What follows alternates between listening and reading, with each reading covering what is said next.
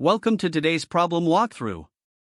In this session, we'll explore LeetCode problem number 1056, titled Confusing Number.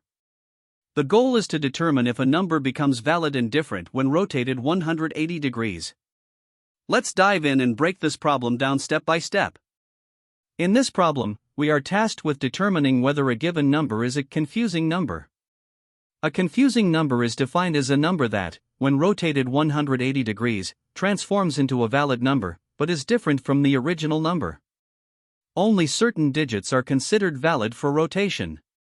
For instance, 0, 1, 6, 8, and 9 are valid, 6 becomes 9 and 9 becomes 6. On the other hand, digits like 2, 3, 4, 5, and 7 are invalid since they do not form valid numbers when rotated. The input to this problem is an integer n within the range of 0 to 10 to the power of 9, and the output is a Boolean value, true if the number is a confusing number, and false otherwise. Let's look at the first example to better understand the problem. Here, the input is n equals 6. When the digit 6 is rotated 180 degrees, it becomes the digit 9. Since 9 is a valid number and it is different from the original number 6, we can conclude that 6 is a confusing number. Therefore, the output for this input is true. Now consider a second example with n equals 89. When 89 is rotated, it transforms into 68. Both 8 and 9 are valid digits for rotation, and the resulting number 68 is not the same as the original number 89. Thus, 89 is also a confusing number, and the output is true in this case as well. Now, let's analyze the next example where n equals 11.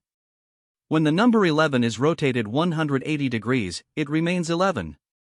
Here, both digits are valid for rotation, but the rotated number is identical to the original number. Since one of the conditions for a confusing number is that the rotated number must differ from the original, 11 does not meet this criterion. Therefore, the output is false. Another case to consider is when n equals 25. In this case, the digit 2 is invalid for rotation, it does not form a valid digit when rotated 180 degrees. This makes the entire number invalid for consideration as a confusing number. As a result, the output is false for this example. Additionally, let's review the constraints and the two key conditions that must be satisfied for a number to be classified as confusing. First, all the digits in the number must be valid for rotation, meaning each digit must be either 0, 1, 6, 8, or 9. If any digit in the number is invalid, the number cannot be a confusing number. Second, the rotated number must be different from the original number. If these two conditions are not met, the number is not confusing. For example, single-digit numbers like 0, 1, and 8 are not confusing because their rotated forms are identical to the original numbers. However, single-digit numbers like 6 and 9 are confusing because they rotate into 9 and 6, respectively, which are different from the originals. To further clarify, let's explore some additional edge cases. For numbers with invalid digits, such as 25, the presence of the digit 2 makes the number automatically not confusing. For large numbers, consider 10000000000. This number consists of the digit 0 repeatedly, which is valid for rotation, but the rotated number remains the same as the original. Hence, it is not a confusing number. In summary, you must carefully check both the validity of all digits and whether the rotated number differs from the original to determine if a number is confusing. To solve LeetCode problem number 1056, confusing number, we need to determine if a number becomes a valid, different number when rotated 180 degrees. The key here is that only certain digits 0, 1, 6, 8, and 9 can form valid rotations, and the rotated number must not match the original. One approach is a brute force method. This involves reversing the digits of the number, replacing each digit with its rotated counterpart, like 6 becoming 9, or 9 becoming 6, and then checking if the resulting number is valid and different from the original. While straightforward, this method has a drawback: it doesn't immediately reject invalid digits, which can lead to unnecessary computations. This makes it less efficient for larger inputs. Alternatively, an optimized approach addresses these inefficiencies by validating digits as we iterate through the number. If an invalid digit is encountered, we can terminate early, avoiding extra work. In the optimized approach, instead of processing the entire number regardless of its validity, we validate each digit as we traverse the number. If any digit is invalid, meaning it's not one of 0, 1, 6, 8, or 9, we can terminate the process immediately. Simultaneously, we build the rotated number by replacing each valid digit with its counterpart and arranging them in reverse order. This ensures that we're working efficiently, handling both validation and rotation in a single pass. The complexity remains O(n), where n is the number of digits, but early termination saves unnecessary computations for invalid numbers. Additionally, this method avoids redundant operations by directly constructing the rotated number as we go. While there are alternative approaches, such as converting the number to a string or using lists for easier manipulation, these tend to introduce overhead and are less efficient compared to directly working with digits. The optimized approach is particularly effective due to several key observations. First, the digits 0, 1, 6, 8, and 9 are unique in their ability to form valid 180-degree rotations, while others like 2, 3, 4, 5, and 7 cannot. Additionally, the rotated number is naturally built in reverse order as we process the digits, which aligns perfectly with the visual rotation of the number. Early termination is another critical advantage. It allows invalid inputs to be rejected immediately, significantly improving efficiency. Comparing the brute force and optimized approaches, the latter avoids unnecessary work by integrating early termination and direct digit mapping. Similarly, while string-based methods might be more intuitive, they are less efficient for numerical operations due to the added overhead. Overall, the optimized approach strikes the right balance between clarity and performance, making it the ideal choice for solving this problem effectively. To solve the problem of identifying a confusing number, we start by understanding the key concept. A number is considered confusing if it can be rotated 180 degrees to form another valid number that is different from the original. For this, only specific digits can be rotated: 0, 1, 6, 8, and 9. Digits like 2, 3, 4, 5, and 7 cannot be rotated into valid numbers, so any number containing these is immediately disqualified. The input is a positive integer, and the output is a Boolean indicating whether the number is confusing. To approach this, we map the valid digits to their rotated counterparts, like 6 becomes 9 and 9 becomes 6, and then reverse the digits of the input number to construct its rotated equivalent. Finally, we check two conditions: if any digit in the number is non-rotatable, or if the rotated number is the same as the original, the number is not confusing. Otherwise, it is. This sets the foundation for implementing the solution. Now, let's break the solution into detailed steps. First, we initialize a dictionary to store the valid rotations of digits. For example, 0 maps to 0, 1 to 1, 6 to 9, and so on. This dictionary allows us to quickly look up the rotation of any valid digit. Next, we extract the digits of the input number by converting it into a string. This makes it easy to iterate over each digit. To simulate the 180-degree rotation, we reverse the order of the digits. Then, we construct the rotated number by appending the rotated version of each digit, using the dictionary. If any digit in the reverse sequence is not found in the dictionary, it means the digit is non-rotatable, and we immediately return false. This ensures efficiency as we can terminate early if the number contains invalid digits. By the end of this process, we have the rotated version of the input number. After constructing the rotated number, the next step is to compare it with the original number. If the rotated number is identical to the original, it means the number is not confusing, so we return false. Otherwise, we return true, confirming that the input number is a confusing number. To better understand the logic, it is important to grasp why reversing the digits is necessary. Rotating a number 180 degrees essentially flips its orientation, which is why the order of digits is reversed during processing. For example, the number 69 becomes 96 when flipped. Similarly, the dictionary is key to efficiently handling the mapping of digits to their rotated forms, as it provides O(1) lookup time. Single-digit numbers like 6 and 9 are edge cases since they are confusing numbers, whereas digits like 0, 1, and 8 are not because they remain unchanged after rotation. These insights highlight the reasoning behind the algorithm's design. Additionally, numbers that contain invalid digits, such as 2 or 3, are immediately rejected because they cannot be rotated into valid digits. Numbers that rotate into themselves, like 0, 1, or 8, are also excluded from being confusing numbers. To implement this solution, we rely on two key data structures: a dictionary for the rotations and string manipulations for processing the digits. The dictionary enables quick validation and transformation of digits, while converting the number into a string allows us to treat it as a sequence of characters, making it easier to reverse and iterate over the digits. From a complexity perspective, the algorithm is efficient. The time complexity is O(d), where d is the number of digits in the input number, as we process each digit exactly once. The space complexity is also O(d), as we store the string representation and reverse digits of the number. This ensures the solution is both simple and efficient. Let's go through some examples to solidify the understanding. For an input of 69, the digits are 6 and 9. Reversing these gives 9 and 6, which, when rotated, form the number 96. Since the rotated number is different from the original, the output is true, confirming that 69 is a confusing number. Now, consider the input 818. The digits, when reversed, remain 818. Rotating them doesn't change the number, so the rotated number is identical to the original. Thus, this is not a confusing number, and the output is false.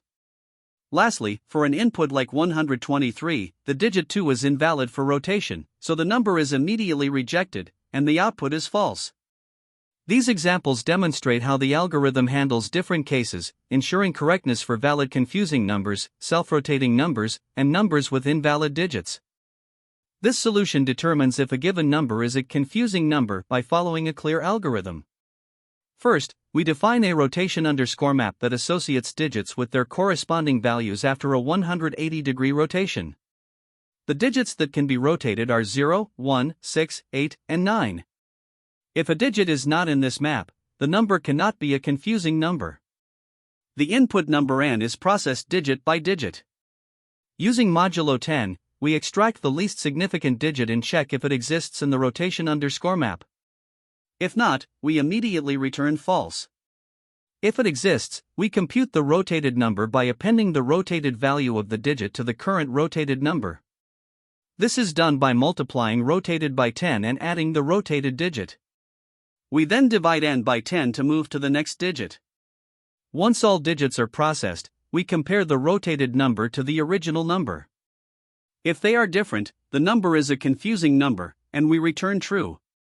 Otherwise, we return false. The algorithm ensures correctness by validating each digit and efficiently constructing the rotated number using basic arithmetic operations. Here, we start by importing the necessary libraries and defining our class solution. The core method is confusing number, which takes an integer n as input and determines if it forms a confusing number when rotated 180 degrees. We first create a map called rotation map to store the valid digit rotations. For example, 0 rotates to 0, 1 rotates to 1, 6 rotates to 9, 8 rotates to 8, and 9 rotates to 6. These are the only digits that can be rotated to form valid counterparts. Next, we initialize two variables, original, to store the input number for comparison later, and rotated, to build the rotated version of the number. Now, we process each digit of the input in using a while loop. Inside the loop, we extract the last digit using n%10. If this digit is not present in the rotation map, it means the number contains an invalid digit that cannot be rotated, so we immediately return false. Otherwise, we use the map to find the corresponding rotated value and build the rotated number by appending this value to the rotated variable. Once the digit has been processed, we update n by dividing it by 10 to remove the last digit, and the loop continues until all digits have been processed. After exiting the loop, we compare the rotated number with the original number stored in original. If the two numbers are different, it means the original number becomes a confusing number upon rotation, so we return true. Otherwise, we return false.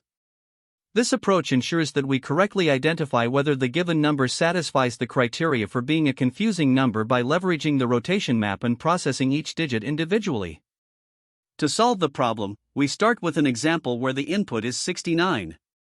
First, we initialize a rotation map to define how each digit transforms when flipped. 0 maps to 0, 1 to 1, 6 to 9, 8 to 8, and 9 to 6.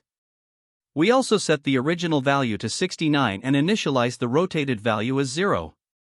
Next, we extract the last digit of 69 using the modulus operation, which gives 9. Since 9 is in the rotation map, it maps to 6. We then update the rotated number by multiplying the current rotated value by 10 and adding the mapped value, resulting in 6. Finally, we remove the last digit from the original number by performing integer division by 10, leaving us with 6. Now, we repeat the process for the remaining digits. With the remaining number now being 6, we again extract the last digit using the modulus operation, which gives 6.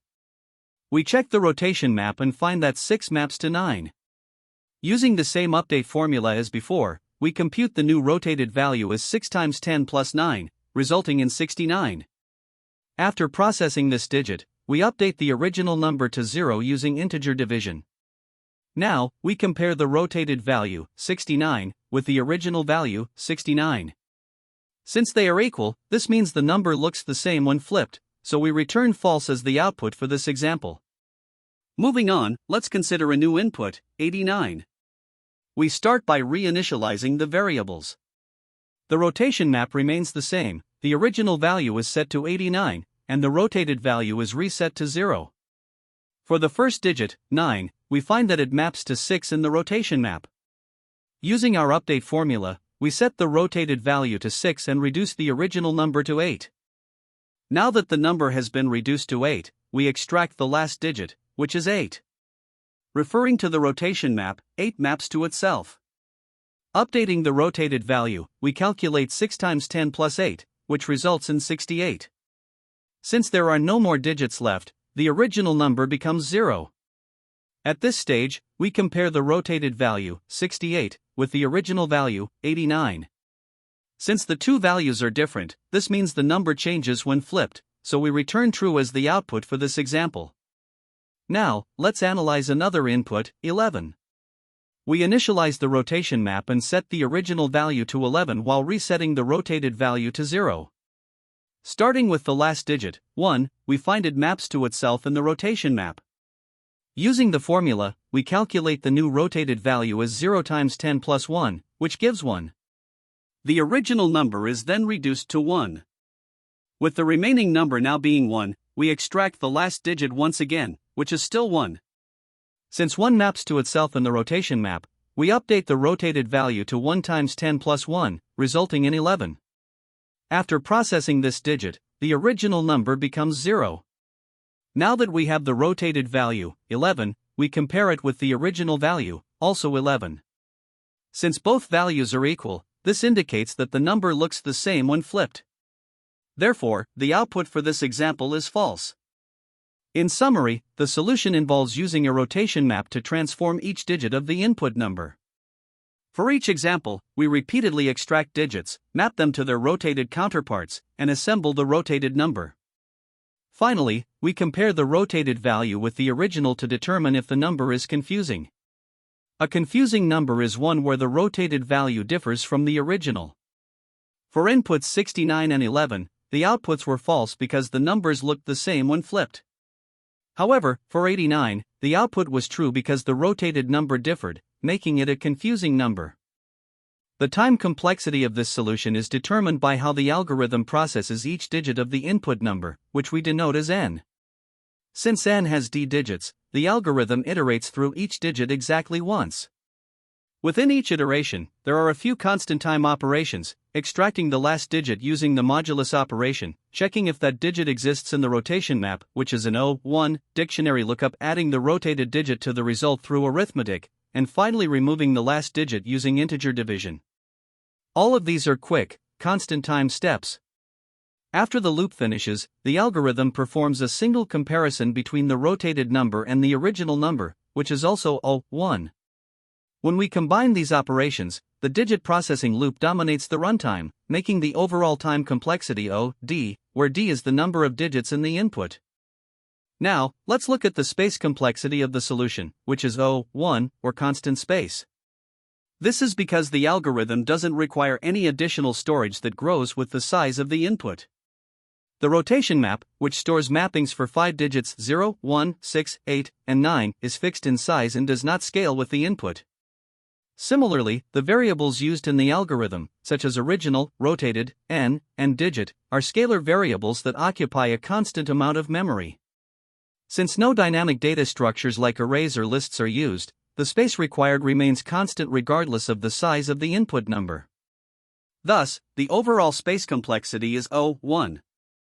When we compare this efficient solution to a brute force approach, it becomes clear why this method is preferable. A naive solution might involve generating all possible rotations of the digits in n and storing them temporarily for comparison. This would increase the space complexity to O(d), as the storage required would grow with the number of digits. In terms of time complexity, even the brute force method would still be O(d), since iterating through the digits is unavoidable. With this in mind, the current solution is optimal in both time and space. Next, let's consider the best and worst cases. In the best case scenario, the first digit of n is not in the rotation map, allowing the algorithm to terminate immediately in O(1) time. On the other hand, the worst case involves processing all d digits, resulting in O(d) time complexity. The average case also scales with the number of digits, making the effective time complexity O(d). Finally, from a mathematical perspective, the algorithm processes each digit exactly once in constant time operations, such as modulus, division, dictionary lookups, and arithmetic. This verifies that the time complexity is O(d). Since the algorithm's memory usage does not grow with the input size, the space complexity remains O(1). When working with confusing numbers, there are a few common mistakes to watch out for. First, failing to validate all digits in a number can lead to incorrect results. Remember, only the digits 0, 1, 6, 8, and 9 are rotatable. If a number contains digits like 2, 3, 4, 5, or 7, it's automatically invalid because these digits can't be rotated. Another frequent mistake is misunderstanding the rotation mappings. For example, you might mistakenly think that 9 rotates to 9 or that 6 rotates to itself. The correct mappings are 0 maps to 0, 1 to 1, 6 to 9, 8 to 8, and 9 to 6. Misinterpreting these mappings will give you incorrect results. Lastly, don't overlook the possibility of leading zeros after rotation. For instance, if 10 is rotated, it becomes 0, 1, which isn't a valid numerical representation. Addressing these issues ensures your solution is both accurate and robust. Another key mistake to avoid is neglecting to check whether the rotated number is different from the original. For a number to be considered confusing, it must change after rotation. If the number looks the same, it doesn't qualify as confusing. Additionally, inefficient iteration can be problematic, especially when working with large constraints like numbers up to 10 to the power of 9. Iterating through each digit without optimization can cause your solution to exceed time limits during competitive programming or interviews. Employing efficient strategies to handle these scenarios is crucial for success. In interviews, this problem is an excellent opportunity to demonstrate several critical skills. Highlight your ability to recognize patterns in rotatable digits and their mappings, as this shows you can decompose complex problems into manageable parts. Be ready to discuss how you'd handle edge cases, such as single-digit numbers, numbers with invalid digits, and numbers that result in leading zeros after rotation. Optimization is another area interviewers often focus on, so explain how you'd handle large inputs like pre-computing rotated mappings or pruning invalid numbers early. Also, be prepared for follow-up questions. For example, you might be asked to count how many confusing numbers exist up to a given n, or to find the largest confusing number below a certain threshold. These variations test your adaptability and depth of understanding. This problem shares similarities with other LeetCode challenges, which can help deepen your understanding. For instance, LeetCode 788, Rotated Digits, involves counting numbers that remain valid after rotation. LeetCode 247, Strobogrammatic Number 2, focuses on generating numbers that look the same when rotated 180 degrees. Similarly, LeetCode 246, Strobogrammatic Number, checks if a number remains unchanged after rotation, which is a simpler variation of the current problem. Even LeetCode 306, additive number, though unrelated to rotations, involves digit manipulation and edge case handling, building similar problem-solving skills. Exploring these problems can provide additional perspectives and techniques to apply. There are multiple approaches to solving the confusing number problem, each with its own trade-offs. A string-based approach involves converting the number to a string, mapping each digit to its rotated counterpart, and reversing the string to form the rotated number. While this method is straightforward, it can be less efficient for larger numbers due to the overhead of string operations. Alternatively, a digit-by-digit approach extracts each digit, checks its validity, and builds the rotated number iteratively. This method is more efficient but requires precise handling of integer operations to avoid errors. For even greater optimization, you could pre-compute valid mappings or results for smaller numbers, enabling faster queries for large inputs. However, this approach requires extra memory, so it's best suited for scenarios involving repeated queries. Understanding these trade-offs allows you to choose the best strategy based on the problem constraints and requirements. Great job! We've wrapped up our exploration of the confusing number problem. Remember, solving problems like these helps sharpen your logical thinking and attention to detail. Keep practicing, and we'll see you in the next session. Thanks for watching. That's the end of this tutorial. I hope you found this explanation helpful for understanding the solution to this LeetCode problem. If you enjoyed this content, please consider subscribing to the channel for more coding tutorials and solutions. Feel free to leave a like if this video helped you, and don't hesitate to comment with any questions you might have. Thanks for watching, and happy coding!